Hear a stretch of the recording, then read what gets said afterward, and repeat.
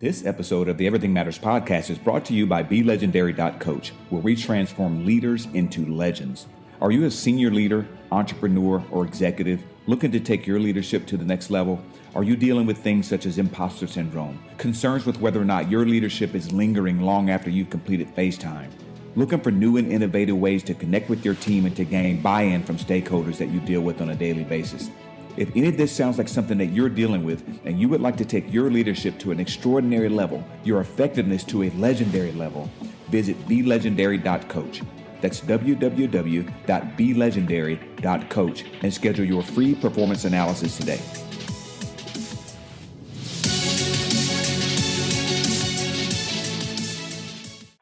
Do you ever wonder exactly what it is that makes us become who we become in life?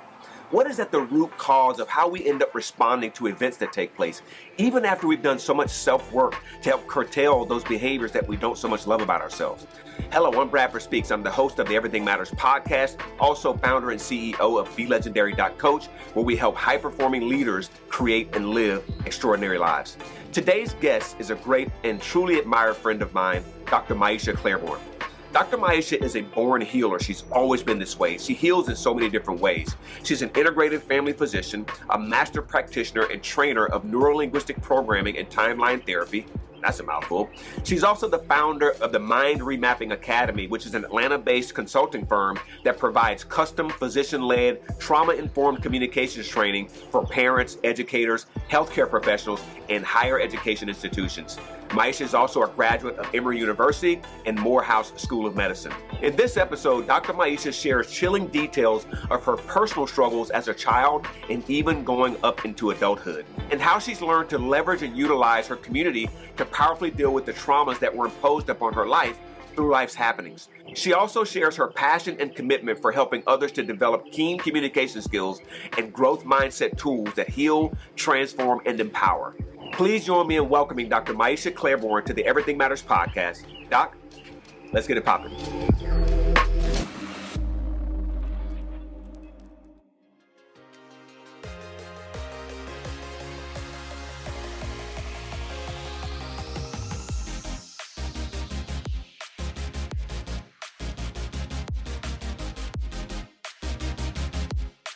Dr. Maiysha Clairborne, thank you so much for being on the Everything Matters podcast today. Welcome, welcome, welcome. I'm so excited to be with you, so excited to share your amazing story, really interesting things that you've done and that you are doing right now and being a contribution to the world and the people that you serve. So thank you so much for being here. Welcome again.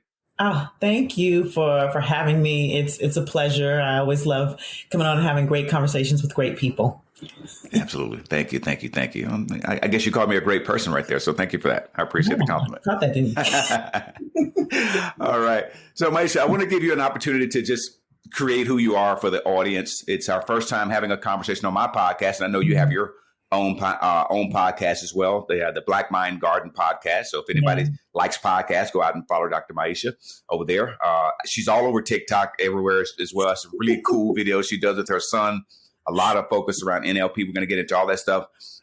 But tell us who you are, where you're from, where you grew up, how you grew up, what things got you going in life, just give us some background of who you are, if you will. Well, it was a dark and stormy night in 1975. I love it. Great story. Just kidding. No, I mean, so I was born in Tucson, Arizona. Okay. Was transplanted over to Nashville, Tennessee, just in terms of like where I'm from, my background.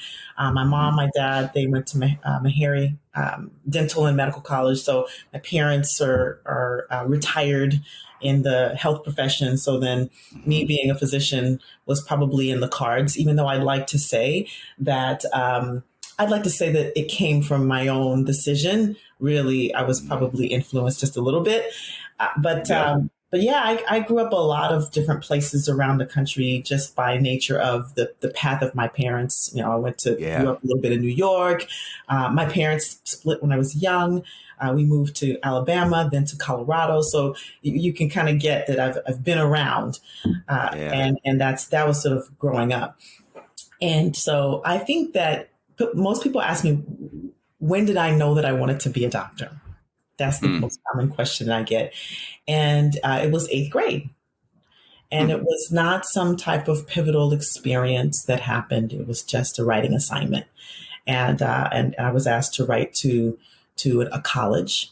And I wrote to Emory University School of Medicine. And they wrote me back and they said, oh, we'd love to bring you over to our campus. And I thought, oh, I guess I'm going to be a doctor. So it was just an interesting, like it felt like it was random, but I don't believe in random. I don't believe in coincidences. My path, the way my path has taken me, the way I've grown up, is all been in service to who I am now and my story and my path now. So I have always been interested in the mind. I've always been interested in why we do the things we do. And I think that's primarily because if I call back to my childhood, I grew up in a home with domestic violence. And I watched that and I witnessed that for many, many years, over 10 years. And, fortunately, my mother was able to come out of that situation. And, she's now happily married and living her best life. But that impacted me, right? That impacted me. And it made me want to understand, like, why do people do the things they do? Why does these things happen? What is the pathology behind that? So I went to Emory University undergraduate. I started out I was always pre-med, but I started out as a chemistry major and quickly found out that I was not going to major in chemistry when I got to organic chemistry. And I was like, no, this is not, not live too much, huh? My college days doing this mess. So psychology was I took Psych 101 and I was just in love because it really was giving me this space of understanding about myself and about the people around me and behavior. So I almost went down that path of therapy, clinical psychology and therapy, but I just love the body. And I thought, you know what? My path is still medical school. So I ended up applying to Morehouse School of Medicine, getting in early decision. And I'm an interesting person from the standpoint of, I was very interested in the alternative or the holistic or the integrative, even as I applied to medical school. And so I was in medical school studying all the stuff that I needed to study for medical school at the same time studying traditional Chinese medicine texts, studying aromatherapy, studying, I was a Reiki master before I was in medical school. So I was like just doing this sort of dual study back in the day, right? Practicing Reiki on my classmates kind of thing. Like if people saw me, people who know me now could see it, but I couldn't see it. I was like, this is just the way, this is what I'm interested in. So graduated from medical school, went to Florida Hospital, went into a family medicine residency program, always knowing that my path would be different, always knowing that I wasn't going the traditional path of medicine. Even my mentors, who were very evidence-based, knew that about me. And finally came out and decided, you know what, I'm not going to join a traditional practice. I want to, start my own practice. Now that's a whole story in itself. And you may be coming to that, but I'll just say my first practice that I started failed. So I'm going to put a pin in that. I'll tell the punchline, which is I did end up having a practice for 10 years, but the very first practice I started failed. So, this just the world of like how I approach life is a bit different. And I think my mom, who was the OG entrepreneur, she actually had a dental practice, and I worked inside of that practice as an 8th grader, 9th grader, all through high school. I worked inside as a dental assistant. So I got to see my mom doing that. And then my dad's more traditional in medicine. He had a job and worked for 30 something years. And there was a valuable aspect to that as well. And that stability and some of the financial lessons that he taught me. And so, I got the best of both worlds, really. Yeah. Big mix right there. Big mix of things. So I want to back up a little bit. You covered a ton right there. And, so what do you call home? Tennessee? I heard Arizona. I heard New York. I mean, what do you consider to be home? Where's your heart? Atlanta? Atlanta. I've been here for 20 something years. You know, Okay. home Yeah. is wherever. One Morehouse School of Medicine. Home Yeah. is, you know, it's where family is. It's where, you know, home is really subjective. You know, Yeah. people Yeah, ask for me sure. where I grew up, and I'm like, well, Yeah, you got one of those answers. I've seen many of those answers across people I've met across my life. It's like, well, let's see. Yeah, so yeah, it can be home is where the heart is what I always say, right? And yes.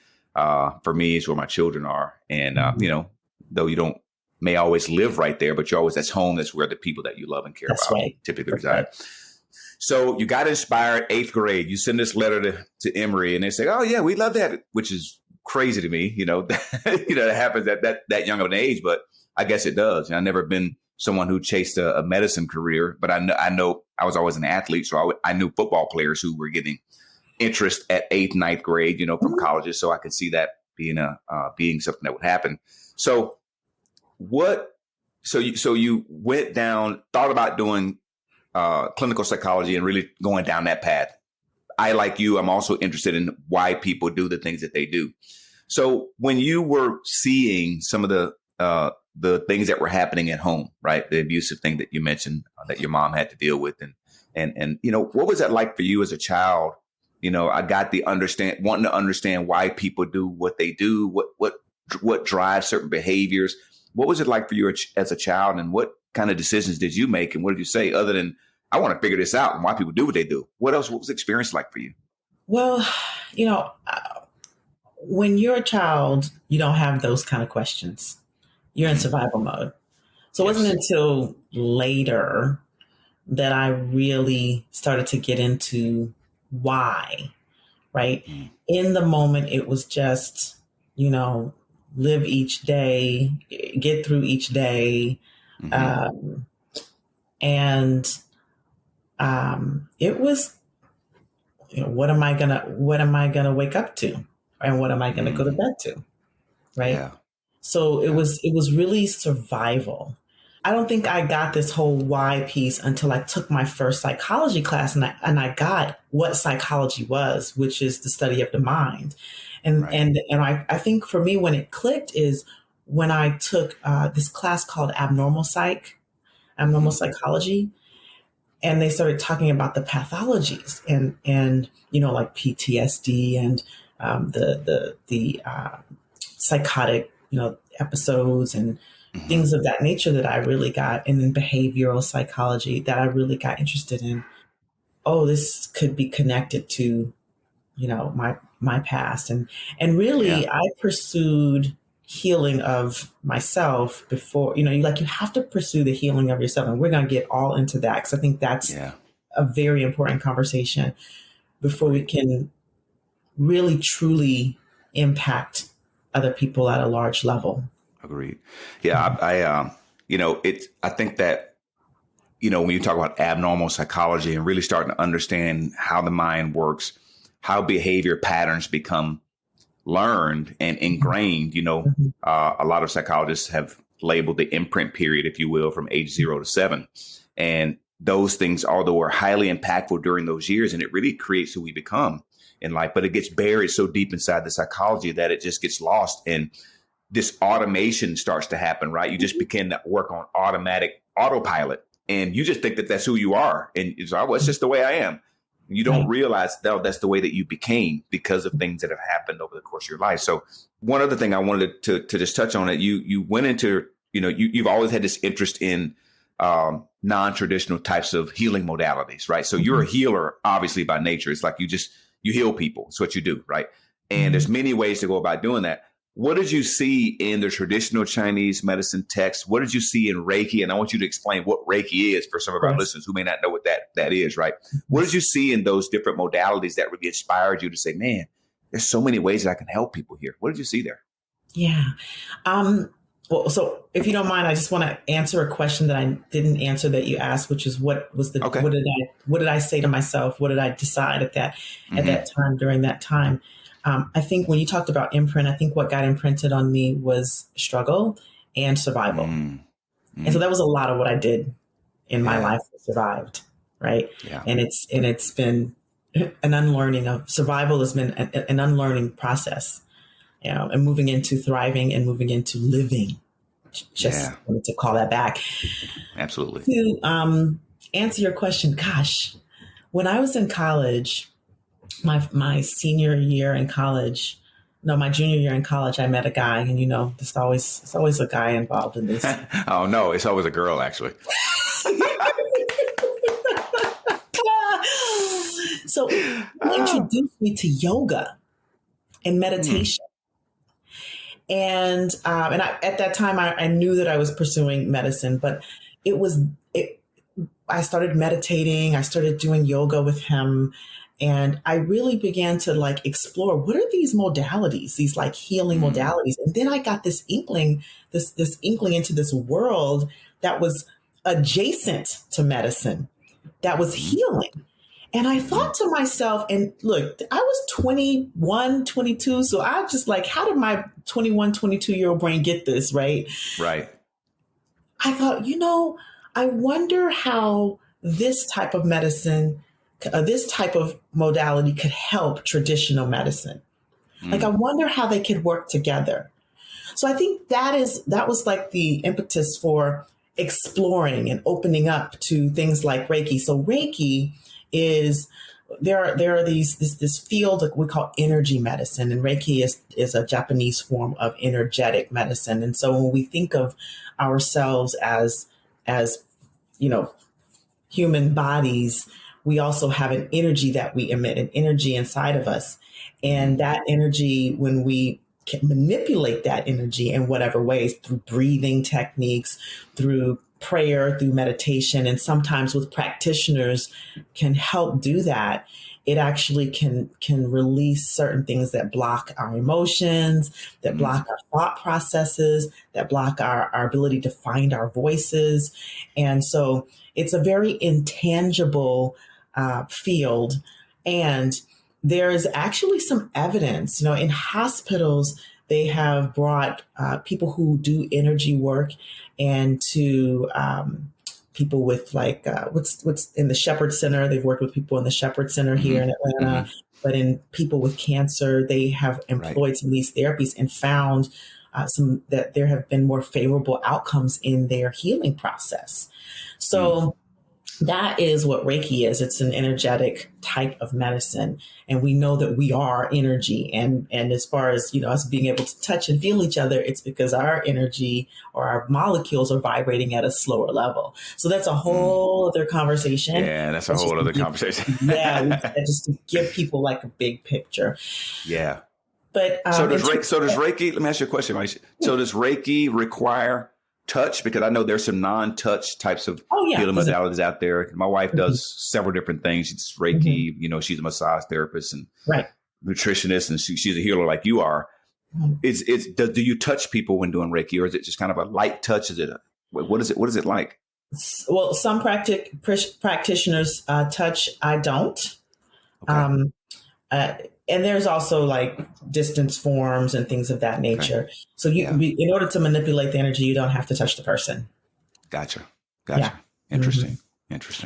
Yeah. So just to finish answering the question, what did I see in traditional Chinese medicine? It was the energy piece. So, with traditional Chinese medicine, even though there are, traditional Chinese medicine incorporates acupuncture and, what's the word? Herbs too, right? Herbal medicine, traditional herbal medicine, as well as things like Qigong, Tai Chi. People might have heard of Tai Chi. And it's the movement of what some people call Qi. And then, prana and yoga, they call it pranayama is the breath that moves the energy. So in traditional Chinese medicine, what got me interested in it, quite frankly, is a book that I was given during my graduation called Between Heaven and Earth. And I read this book, and it really just detailed how traditional Chinese medicine deals with energy inside of all of these various meridians, which meridians are these lines along the body that acupuncturists will use to choose their points. And because I was already into energy work, it really appealed to me. It was like a bridge. And that's how I initially got into it. Yeah. That's amazing. Amazing. As you mentioned meridians, one of the things that I've done a lot of different types of research and gone pretty deep down the rabbit hole on a lot of different things too. the Earth actually has meridians. Yes. Has energy meridians. The Earth is a magnification of really it's a bigger body, right? Is what it is. Absolutely. And so throughout the Earth, there's these meridians, and people who know how to manipulate those meridians, some of the wonders of the world in terms of structures and pyramids, these things are built and intentionally designed and built on these particular meridians, right? Because of the energy that's emitted in those particular places, the longitude and the latitude of where it's located, which is pretty fascinating. I'm not that smart, but I've read a lot about it, and it makes a lot of sense. So it sounds exactly like what you're saying. You can do work on the Earth just like you can do work on the human body. Very, very similar, because as you said, it's all energy and motion anyway, right? It's just all energy, and being a master and learning in how to manipulate that energy is what gives you power, which is pretty amazing. Yeah. I mean, we're a reflection of the Earth. We have lots of all of the, the minerals that are contained in the Earth are contained in our body. Right? Yeah. We're utilizing our body in our chemical processes, our biochemical processes. That's why we talk about grounding. Right. Put your feet on the earth and ground. Right. Yes. Because we come from the Earth, we return to the Earth. That's right. And I've heard research and studies that show that there's a valuable health benefit in actually, like you talk about grounding, is actually taking your shoes off and walking barefoot. We always have shoes on, especially in the more civilized first world countries. We're always wearing shoes. But if you look back to the ancients, they wore very thin soles, or either they wore nothing. Right. And we think, oh, they're savages. They probably knew something that we don't know. We walk around with our nice, Balenciagas on. Sneakers on, or whatever, Yeezys or whatever we wear these days, Pradas, and missing the entire benefit of what's that?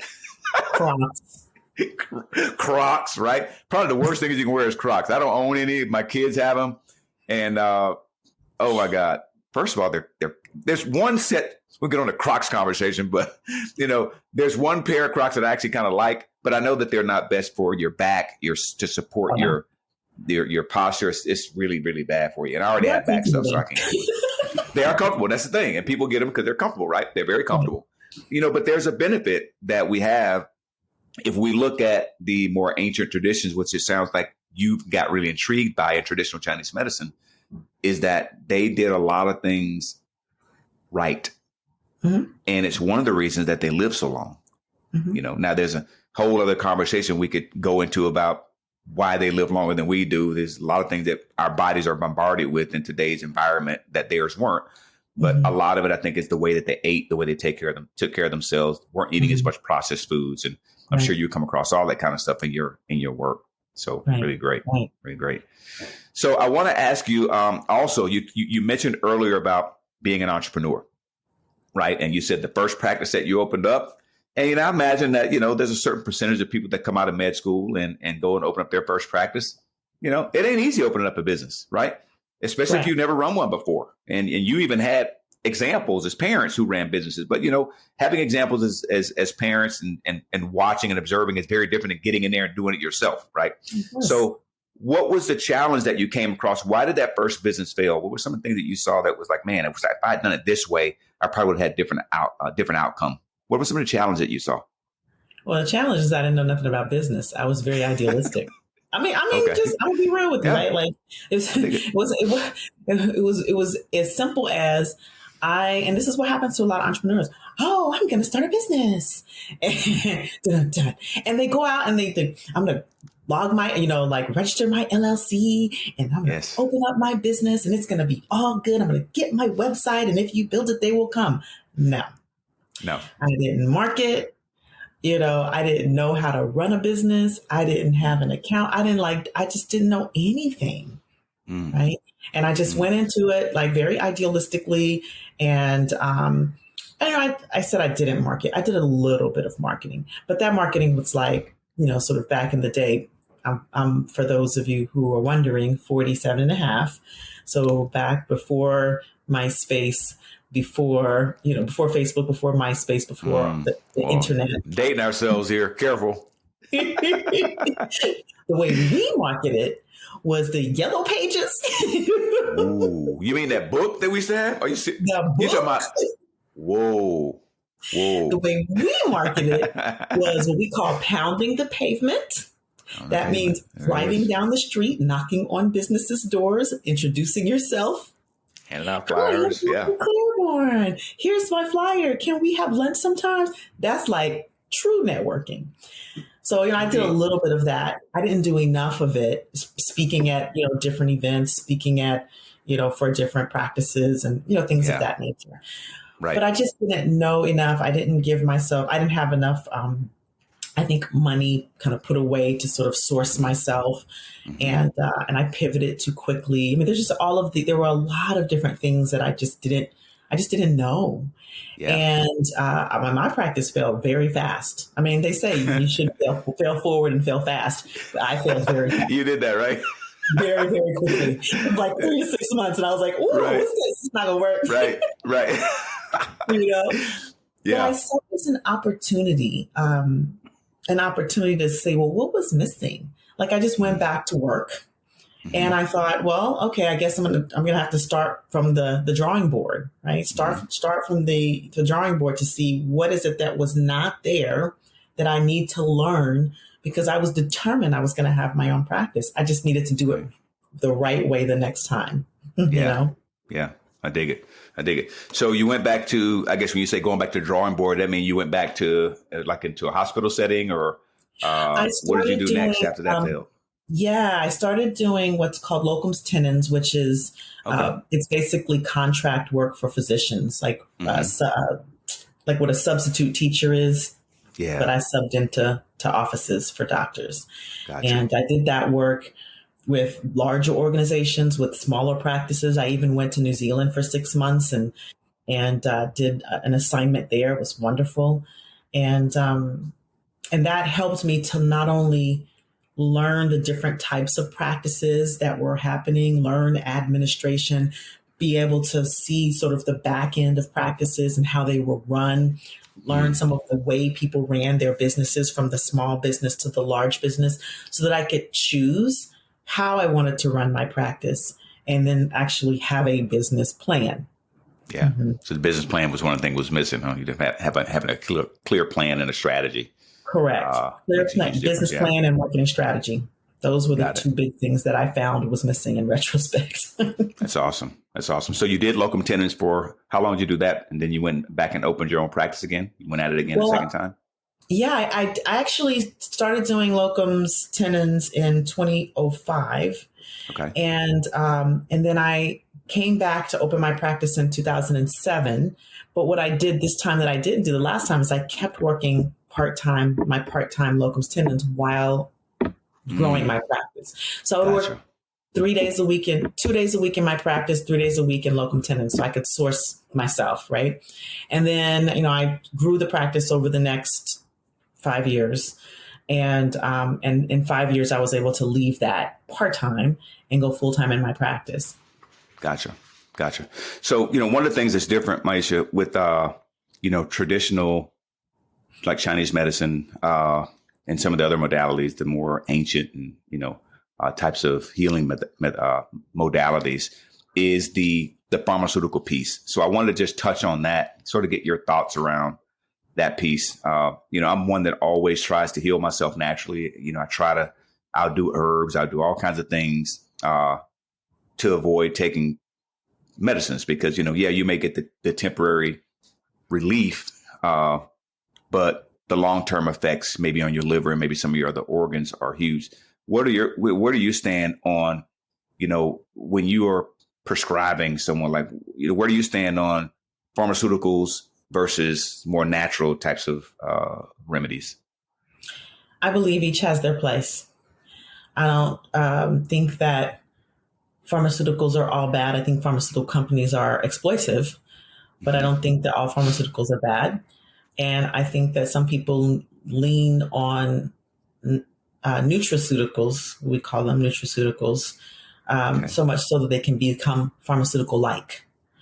So as in my practice, when I was doing that aspect, because, there was a large part of my practice that focused on mind body. It's a large part of my practice, which is kind of how I ended up shifting out of clinical medicine and how I ended up shifting over into the NLP and the coaching piece, right? But there was a large part of my practice that when we talked about this physical healing piece as if it's separate from the rest, food as medicine, and the stress component, the mind stress component. And people would come to me like, oh, I want to get off my blood pressure medicines and take all herbs. And I would have to explain to them that when you take too many herbs, you have to still consider herb interactions. You have to consider herb drug interactions, supplement like, vitamins and minerals, supplement herbs, supplement drug interactions. Yeah. So it's not like just because you go and you take an herbal or some type of nutraceutical that it doesn't have side effects. It does. Because guess what? A lot of these pharmaceuticals are like derived out of natural medicines. That's right. Right. So, how was penicillin discovered? It was mold, bread mold. Wow. Really? Yes. That's crazy. Yeah, absolutely. So we have to be mindful in that binary thinking, like it's this or that. It's this and that. And you have to consider both sides. That's why as a physician practicing integrative medicine, when people will come in and talk about, these doctors over there, and I'd be like, hold up, because I am a doctor, right? Trained in the traditional way. Right. I just have a lot more knowledge. Well, you're not like those people over there. Well, that sounds very familiar. Like growing up in the South. Right. Yes, well, I think I think what they're saying is that they appreciate. I think what they're trying to say is they appreciate that you are looking at it more holistically, and you're not just saying, well, hey, you feel this way, take this. You feel this way, take that. Just write the prescription. You're actually looking at the whole body, the whole mind, the spirit, everything. Yes. And people can appreciate that. Yes, and I have to educate people about this, right? Because we have to be mindful of the vilification of certain industries when we don't understand what is happening in those industries. And that leads me to why I left clinical medicine, right? So that was my point in saying that, is like, people will vilify what they don't understand. And it's not either natural medicine or traditional Western medicine. Right. Because if a person comes into me talking about I have chest pain and they're having a heart attack, I'm not going to give them an herb. Right. I'm going to send them to the ER. Right. If a person comes into me and I discover they have appendicitis and it's burst, guess what? I'm not going to give them an herb. I'm going to send them to a surgeon. Absolutely. Right. So we have to put that in context, and that it's not an either or conversation. It's a yes and conversation. The two things can be true. Yeah. Yeah. Whatever's best for that particular situation at that time, whatever's best for the patient. So great. You already alluded to it. I want to move on to really great stuff right there. I mean, I love talking about this stuff. I'm fascinated by it.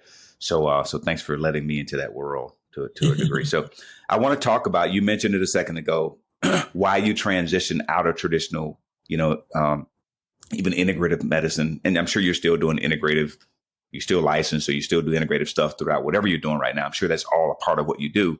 You moved out of that space and moved into one of the spaces you moved into was NLP, which is short for neuro-linguistic programming. I'm pretty familiar with what that is, but I want you to create what that is for the people who may not have ever heard of NLP before. And Absolutely. Why did you make that transition specifically? Why did you move out of traditional medicine and over into some other types of healing? Yeah. So to answer that question, I'm just going to take you back to my journey of discovering NLP and what had me move into that as a primary discipline now, right? This is what I do now, which is practice and teach neurolinguistic programming. So I learned about NLP. So and I'm going to just bear with me, audience. I'm going to come back and explain what NLP is. I want to just kind of talk about how I discovered it. So I discovered NLP during my first year of implementing my second practice, doing networking. and hypnosis as well. Met a hypnotherapist, met a practitioner of NLP. I was doing acupuncture. We did some exchange work. And what I found was this mind-body connection that I had been so fascinated with was embodied in this work. Now, it took me a while because back then I was just starting my practice and I was just trained in acupuncture. And I thought to myself, let me grow this aspect. Maybe later I'll come back, but I'll refer. And we were doing a referral relationship. That's another way we marketed back in the day, y'all. Right. Yeah. Old school marketing. So what I discovered, so I would be doing acupuncture with clients and have them on the table, and they'd be talking to me, telling me their problems. So I was coaching them. So I thought to myself, oh, guess what? I should probably go get certified in that so that I can do it the right way. So that was my first introduction to coaching. Gotcha. Fast forward, it's 2013. Yes, I have to think about the time. It's 2013. And I had done the work. You're familiar. You know what I'm talking about. This work with Landmark, which is a personal development company. And I was wondering, how do they do their work so efficiently that it can work in 3 days?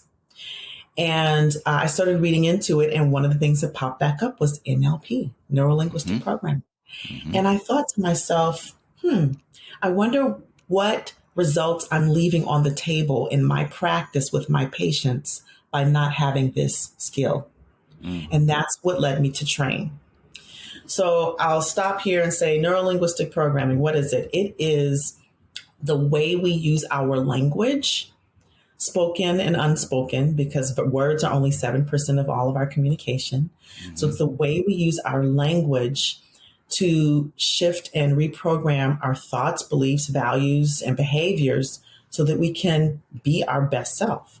If you think of the brain as a supercomputer, we run a lot of programs in our heads, right?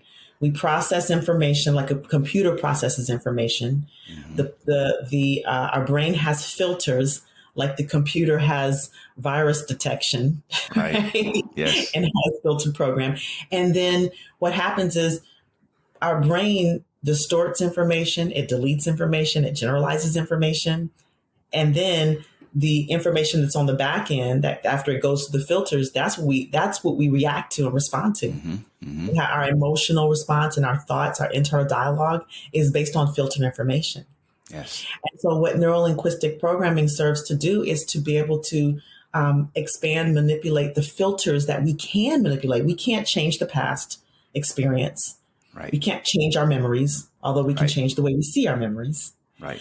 But to be able to shift those filters so that we can actually be the best versions of ourselves and create in real time in the world what our goals are, what we visualize in our minds.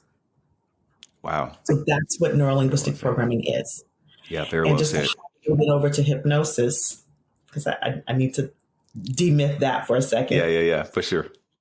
Hypnosis is just the process of being in trance. And everyone has been in trance before. Everyone. If you are driving down the street and you get so into your music that you miss your turn, guess what? You're in trance. If you've ever done a meditation before, guess what? You're in trance. If you've ever been watching TV and gotten so into the program that when somebody calls your name, you don't hear them, guess what? You're in trance, which is why it is important to be mindful of what we take in. Because the process of being in trance opens us up to being more suggestible. And by the way, we're all suggestible. It's just, what are we suggestible to? Right. So combined neuro-linguistic programming and hypnosis gives us the power to be at the source of our thoughts, of our emotions, and of our speaking and communication with others, and expands our capacity to communicate effectively with other people. Wow. It's very well. Very powerful and fun thing to know. Yeah, it's powerful, man. It is. It's beautiful. I love the way that you described that and broke it down for us. The filters that you talk about, they're so powerful. And the coaching piece comes into, from my point of view, and I'm sure you'll agree, the coaching piece becomes so valuable when you're able to help people see those filters. Absolutely. Because you can't deal with what you can't see. That's right. You can't do anything with it. And most of us are going through life These filters are there. We don't know that they're there. We don't know how they're working in our life and how they're disempowering us and how they're having us not get what we want for ourselves in our lives.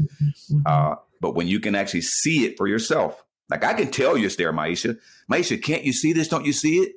But until Maiysha sees it, it's not going to change. Nothing going to shift. And being able to use language in a powerful way to help people come to that conclusion on their own, I think it's a brilliant practice. I'm also certified in NLP. I haven't practiced it as much as you have, and you and I've talked about me maybe getting recertified. I think it's a brilliant way to really empower people and help them to move to the next level. Absolutely. I love it. I love it. Thanks for that. It is. And what it does, and you said something really great, it brings the unconscious conscious. Yes. Right. Through the use of language, through listening. Listening. It's a great expansion of the listening so that you can have that flexibility of communication. Yes. Yeah. Yes. And the listening piece, I was going to actually talk, I was going to mention that and I forgot. The listening piece is so huge. And, that's the filtering, right? You talked about how many bits of information? I think it's like 11 million bits or something like that. Information. Yes. Is it per second? Per second. 11 million bits of information coming at us per second. Our brain can only handle 134 bits per second, not million, 134 bits per second. So 134. I mean, we're running on a DOS program. Our brain's on a DOS program, and we're in like Windows 85. That's right. That's right. No way. OS 205. Right. I mean, seriously. In your TED talk, you talked about you used the analogy of marbles. Like yes. you got 11 million marbles coming down out of the sky at you, and you can only hold 134. That's what your brain can do. And you can't. I mean, like. And all this stuff's happening around you, and it's all influence, just having an impact, but you just can't see it. So if you can filter that down and take that 134, it's okay to have the 134. Mm-hmm. It's okay. But if you can actually see that 134 in an empowering context in the right way, what can you do with that? Right.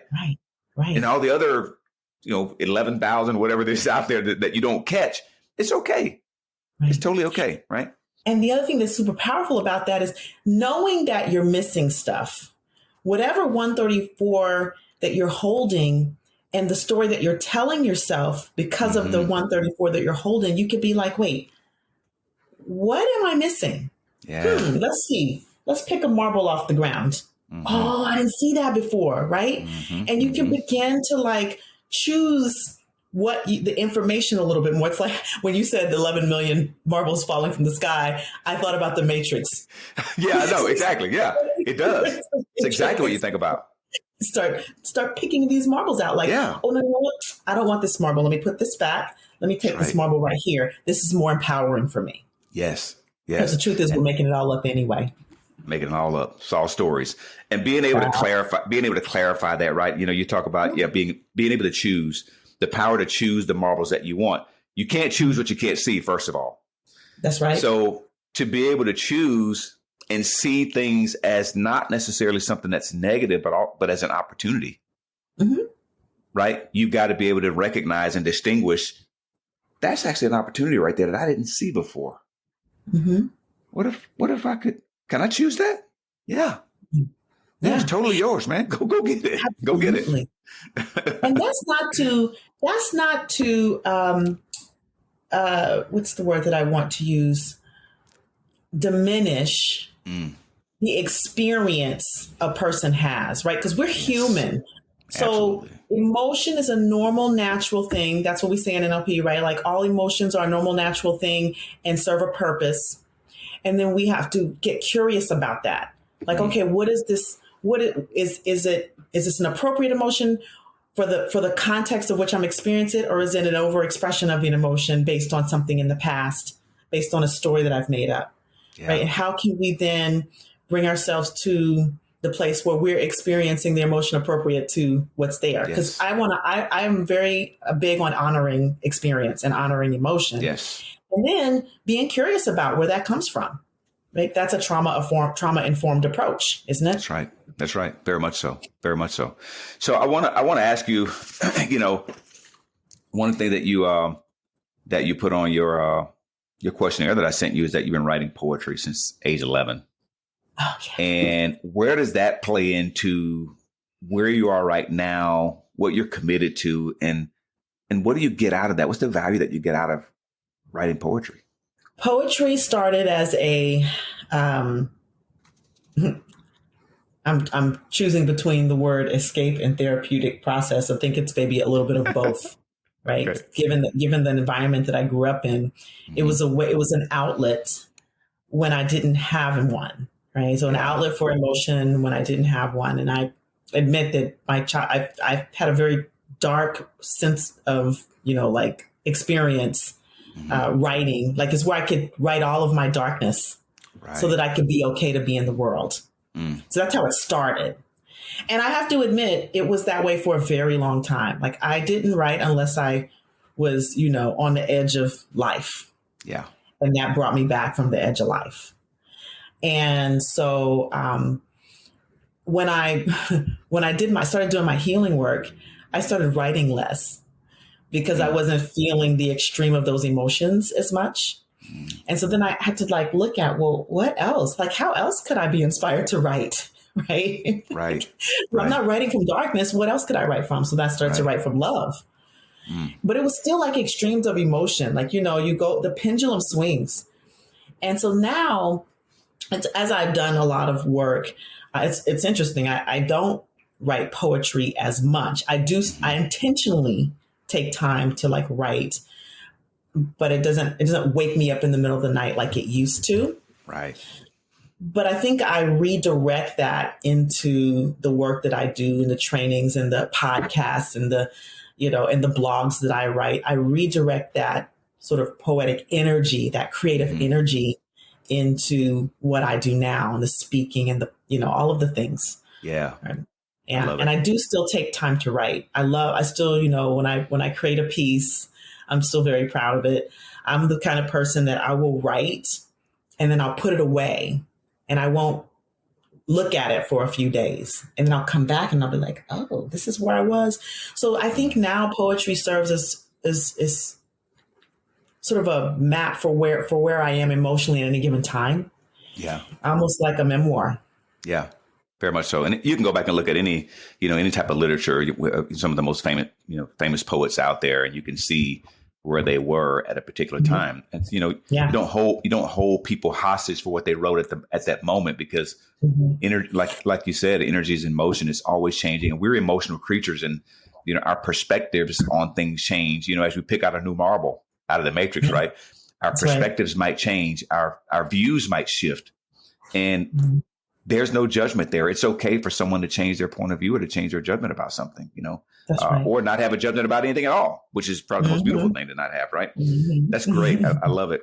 So one of the things that you also talked about, Maiysha, was some of the more difficult challenges that you've had in life, and you pointed to a little bit of it about going through your childhood and watching what you saw in your home and things like that. What was one of the more difficult challenges that you've had to get through, maybe from a mental or emotional point of view, and how did you actually lift yourself out of it? Maybe poetry was one of those ways of therapy, but what was that for you, and how did you pull yourself through it? Oh boy. As I think about that now, and I don't know how I answered it on the question then, but I think about, I'm thinking about how to word this. I think because of my upbringing, I learned this sort of depressive state, this sort of melancholy state. And in retrospect, I struggled with childhood depression, from adolescent depression, I struggled with these things. And it was into my adulthood before I really started doing work and getting curious about why. And I had those, I think I shared earlier, I had these moments where I was on the edge of life. Yeah. And I think I walked that way. Like I had a very interesting relationship with myself at end of life. Yeah. It was as if I didn't really care to live.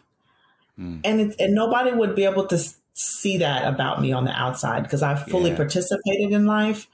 But, when I went home, it was just like, if I didn't wake up the next day, It wouldn't have mattered to me. Right. Wow. Yeah. And so I had to get curious about that. And I will admit that it's something that is, that I have continued to be curious about, although I don't have that state so much anymore. Right. It's an ongoing journey. These things come and go, but what has helped me is to be in communication about it. What has helped me is to not be in my head about it. To continue to do the work that I do with neurolinguistic programming, to teach it, because to teach it is to deepen the understanding for myself about myself. Right. To know that I still have this impact in the world. Of course, my son, but also I learned that I do a lot for people, but I had been, up until a couple of years ago, I had been neglecting my own self, like not reaching out and having a person for emotional well-being specifically for me that I could just talk to about everything that was running through my head. Yeah. That was harmful. It was harming me. And I didn't realize it until the pandemic happened. Like, that's when the wave of thoughts started to happen again. And I was like, oh, this is not good. I need to engage somebody. Yeah. And so, perfectly honest, that has been probably the best thing for me. I did therapy when I was in medical school, and that was probably one of the best moves of my life. Yeah. And then I, went about my life, being a doctor, transitioning, building businesses, having a kid. And then the pandemic happened. It was like, bam. Yeah, I need more than that. And so having community, that people that I can pick up the phone and call when I'm in a state and saying I'm in a state. Right. And being heard and being listened to. Yeah. Because as much as I, know about the stuff that I teach, I'm still human. I still have feelings and emotions, and I still have struggle, and honoring my own stuff, honoring my own feelings, honoring my own experiences, which I think I was not doing before. And so, that's what's helped me so awesome. Much is to create my own well-being plan. Yeah, I got that. Which sounds, it's interesting. It sounds weird when I say it out loud, because I do all the things. I do yoga. I get 8 hours of sleep. I get my quiet time. I play. I mean, when I talk of play, like I meet up with mom friends. Me and my son play together. I mean, like, we had this really good life, but there's this part that I had been neglecting that I didn't realize was so important for me to be able to just like honor my feelings and not have somebody try to fix me about it. Right. Yeah, I dig that 100%. And right now here on the air, I want to offer myself as a committed listener for you. If you ever find yourself in a space like that, please feel free to pick the phone up and call me. I'll be there for you. All right. That.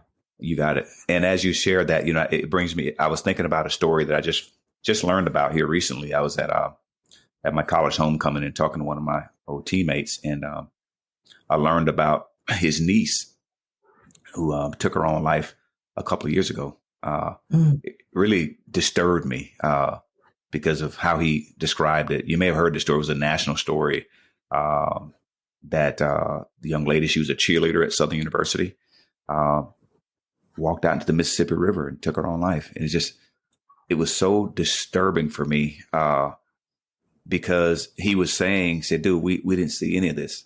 And now you just said it a second ago, like if you'd have met me and looked at me, you never would have noticed or known that I was dealing with what I was dealing with. And I called all my kids and I was like, man, look, y'all ever going through something, pick the phone up and call me. Just promise me that you'll pick the phone up and call me and let's talk about it. Because, and you just never know what someone's going to. And another friend of mine, his brother took his life, earlier this year. And we were talking, he said, B, it's the strong ones, man. It's the strong ones, bro. It's the ones that look like they're strong. That's the ones we need to check in on. And I was like, so true. Absolutely. If there's one thing people should leave with today, it's that point. Check on the people who look the strongest. Check on the people who don't look like they need checking on. The ones that you say, you know what, they'll be okay. Yeah. Because those are the ones are probably the ones that are most not okay. Absolutely. Yeah. Yeah. And I know his brother, for him, that was his hero. I mean, he looked up to him. That was his idol. He idolized his big brother, and it set him back a lot. So to hear you share that, it's just, wow. All right, so let's brighten it up a little bit. But these are the real things that people are dealing with in life, and people like yourself and people like myself, we're committed to helping people to move through those things and live a life. And we have to normalize these conversations a bit, because I think one of the reasons why we miss it is because and especially in our community, it is taboo. It is not talked about. Yes, yes. It's not talked about. And so I think it's important. It's become more important for me to normalize that experience so people feel like they're not alone, because then they will feel like, oh, I can reach out to someone, even if it's not your family, even if it's, even if it's just the suicide hotline, right?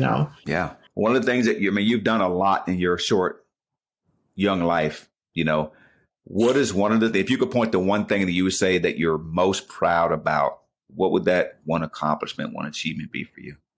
Oh, Lord. The one thing, that I'm most proud of, I think I don't know that there's like the one thing, but what I will say is that motherhood is being the kind of parent that I am. And what I mean by that is being able to use these tools that I have and infuse them into my son, and seeing his emotional flexibility develop and his communication flexibility develop lets me know that I'm doing my job as a parent. Yeah. And I think that would be like one of my big accomplishments so far. And then I think on the other side of that, just like not giving up professionally on my dream. Yeah. Really pursuing and following my path, despite what the world says about following your path, right? Especially when it's not the path of everyone else. And I think that being able to listen to my own internal guidance system, start my own practice when someone said, you can't start a cash-based integrative medicine practice, and saying, oh, yes, I can. Transitioning out of clinical medicine when people said, you can't do that. Oh, yes, I can. Teaching neurolinguistic programming, people are like, what the heck is that? And isn't that like, what people say? People say about him. Yeah, exactly. Yeah, right. That's the devil. Right. Exactly. And being able to really stand in that firmly and educate people to the point where they're like, oh, well, that sounds something, come from, oh, I don't know about that, to, oh, I would love that. That's something that I'm proud of. That's as an accomplishment, being able to just stand in my power and on my path, despite what the world has told me I could or could not do. Yeah. Because the world's going to always be right there telling you what you can't do. So I appreciate you and I acknowledge you for proving them all wrong. You know what I'm saying? Awesome. So if you could give any advice, Maiysha, to any young people out there who might be considering a career in becoming a healer, maybe they've discovered in themselves, like, I like to help people. I want to serve other people. I want to help people be their best. And if they wanted to go into medicine, or if they wanted to go into psychology, like you work in all these spaces and you've done some deep dives into those spaces, what kind of advice would you give our youth out there who might be looking to go into one of these areas? Well, so if you think you're wanting to go into medicine specifically, I would go and shadow. I think that it's always good to shadow. It's a thing that I did even as a young person. So whatever field you think you might want to go into, if it's a healing field, if it's it's a coaching field, shadow. Find someone who's already doing it and say, hey, I think I might want to do this. Can I see what you're doing? Yeah. Because that'll give you a sense of whether it's for you or not. That's the first thing. Right. I think the second thing is, it'll create a relationship, like a mentor relationship. And then you'll get sort of like the real about it. And you can decide again, is that something that is congruent with the life that you want to create? And I think that's the third thing, is like, what is the life that you want to create? It's good to start thinking about that as early as possible. Now, as a young person, that's going to shift and change. Right. And I think it should be allowed to shift and change. My purpose or path has shifted so many times, has evolved. People say, well, this is my purpose. And so that's great, but then your purpose can evolve. And I think it's important to allow for the evolution of purpose and evolution of your one right thing or your one thing that you think you want to do. So that flexibility is key. But find yourself, shadow someone, find yourself a mentor, and get the real. And eventually, like when you're a little older and you're actually pursuing it, like if you want to start a business, get a coach, man. I dig it. I know. You can waste a lot of money. You can waste a lot of money and a lot of time, boy, if you don't have somebody that can help sort of guide you along that. Right. Yes. And then, and just the last thing I'll say is community is everything. Community. I was a lone ranger in my career for a very long time. And I am definitely in the phase where, and I wish I had learned this earlier, but you learn it when you're supposed to.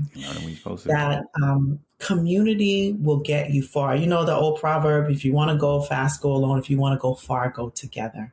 And I am on that journey of going far with community. So I love it. Yeah. I love it.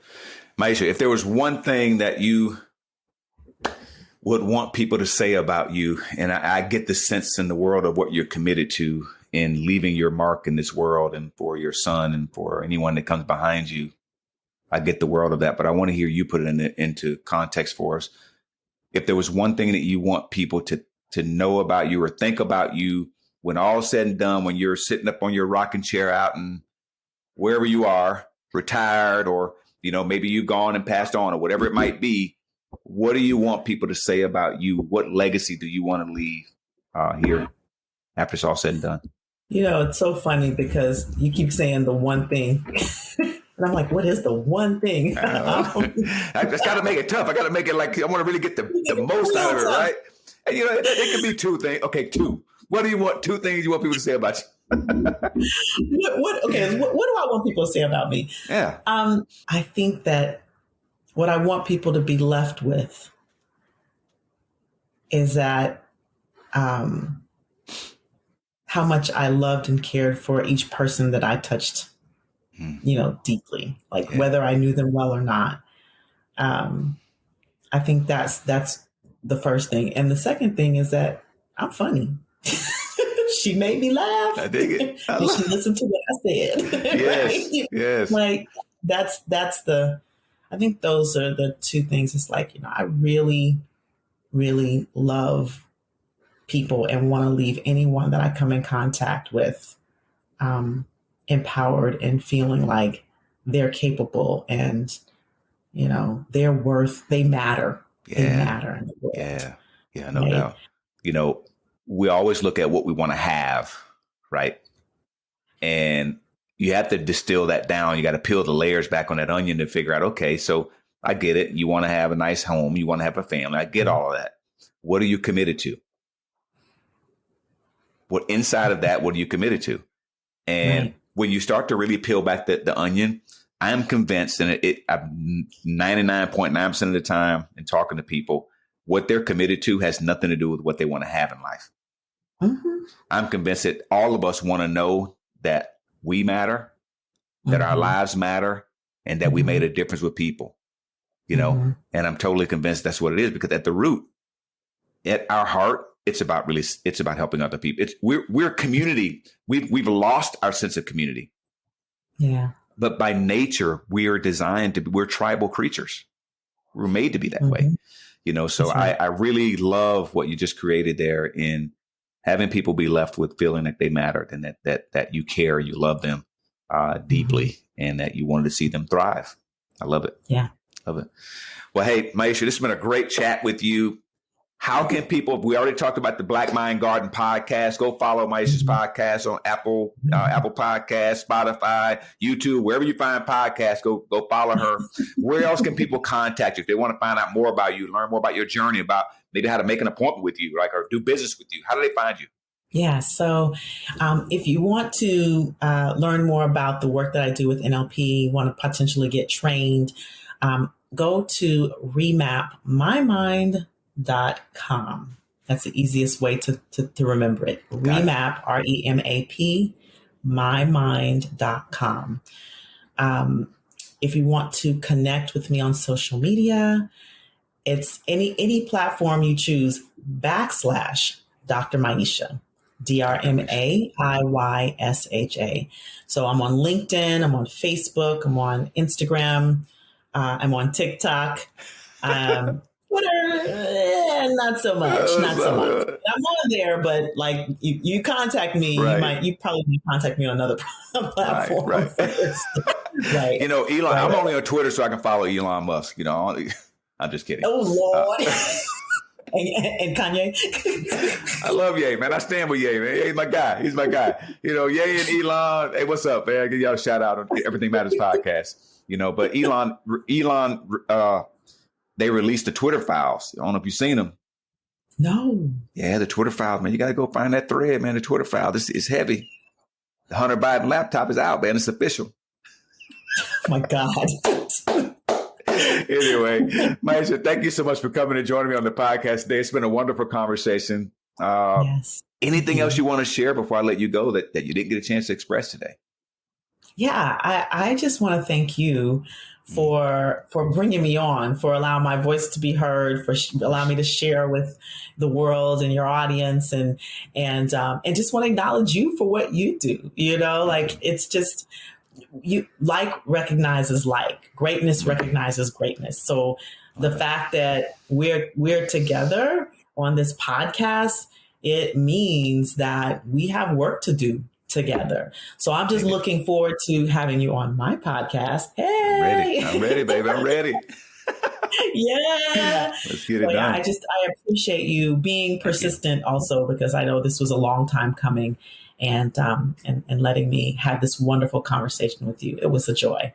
Well, thank you. My pleasure. Man, when you're trying to deal with people who got big lives doing big things, sometimes it takes time, but it was worth every minute that we worked through getting the emails set up and getting the text message and getting the contact, getting the questionnaire back from you.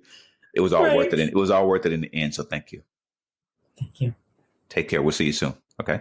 I'll meet then. Namaste. This is Doris Brown's baby boy. We out.